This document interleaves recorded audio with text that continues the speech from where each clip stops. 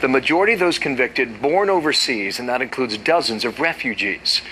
So Pete Hegseth, veteran who served in Iraq and Afghanistan, Fox News contributor, looking at this now. And Pete, good morning to you. In a nutshell, what does this report tell us?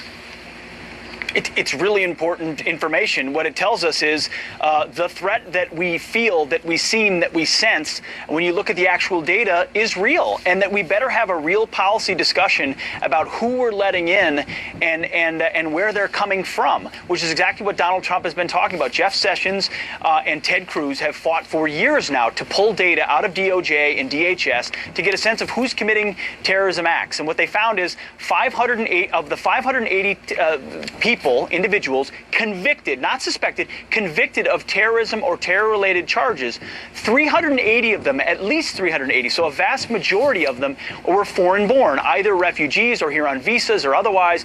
And so what it tells us is you've got an issue of terrorists infiltrating or using these populations. You also have an assimilation and allegiance problem, and we know the countries they're coming from, Bill. The report lays them out: Pakistan, Lebanon, the Palestinian territories, Somalia, Yemen, Iraq, Egypt, Jordan, Afghanistan, Saudi Arabia. So when you talk about temporary bans on people coming to this country, you can talk about geographic locations based on real data and real threats that has already manifested itself. And it's only, there's 130 of these have happened since ISIS. Yeah, here's what Sessions and Cruz write in part. The data make clear that the United States not only lacks the ability to properly screen individuals prior to their arrival, but also that our nation has an unprecedented assimilation problem.